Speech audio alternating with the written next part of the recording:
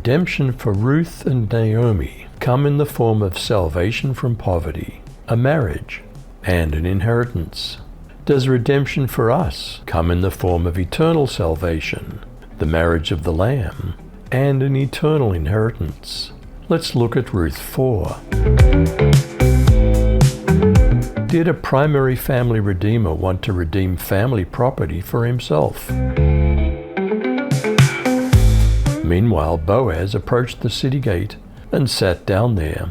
Just then the very same related redeemer whom Boaz had mentioned came by.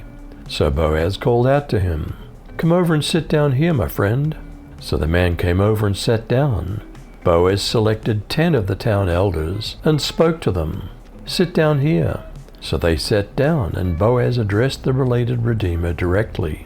"A portion of a field belonging to our relative Elimelech is up for sale by Naomi, who recently returned from the country of Moab. So I thought to myself I ought to tell you that you must make a public purchase of this before the town residents and the elders of my people. So if you intend to act as the related redeemer, then do so. But if not, let me know, because except for you, and I after you, there is no one to fulfill the duties of a related redeemer." The man responded, "I'll act as related redeemer." Did the man change his mind because it included a marriage? Rather than a signature, was giving a shoe a custom. Then said Boaz, "What day you buy the field of the hand of Naomi, you must buy it also of Ruth the Moabitess, the wife of the dead, to raise up the name of the dead upon his inheritance." And the kinsman said, "I cannot redeem it for myself, lest I mar my own inheritance. You redeem my right to yourself, for I cannot redeem it." Now this was the manner in former time in Israel concerning redeeming and concerning changing. For to confirm all things, a man plucked off his shoe and gave it to his neighbor. And this was a testimony in Israel. Therefore the kinsman said to Boaz, "Buy it for you." So he drew off his shoe. Was the marriage and associated property settlement agreed before witnesses?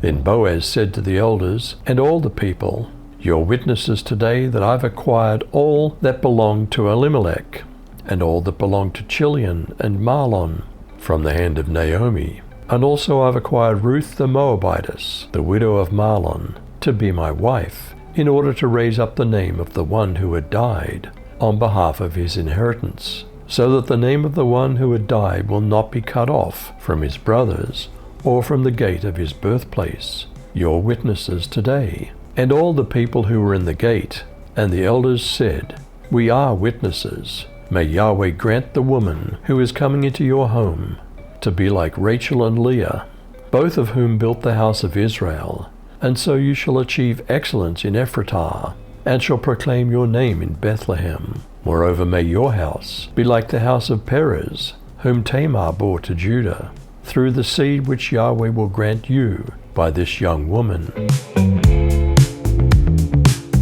Was a male child, and thus someone to carry on the family name, born of their union.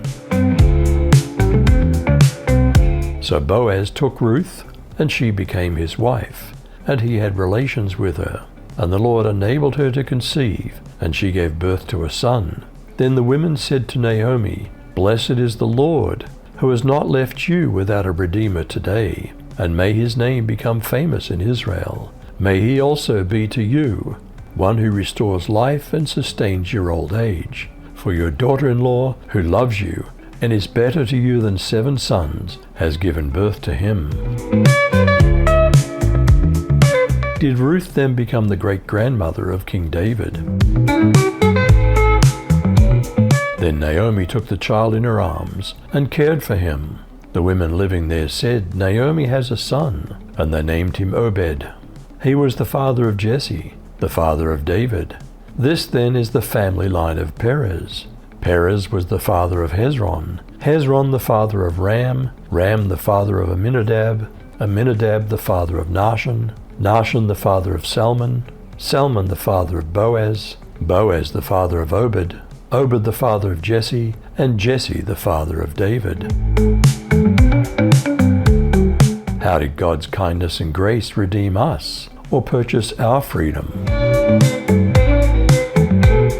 He's so rich in kindness and grace that he purchased our freedom, or redeemed us, with the blood of his Son, and forgave our sins. He showered his kindness on us, along with all wisdom and understanding.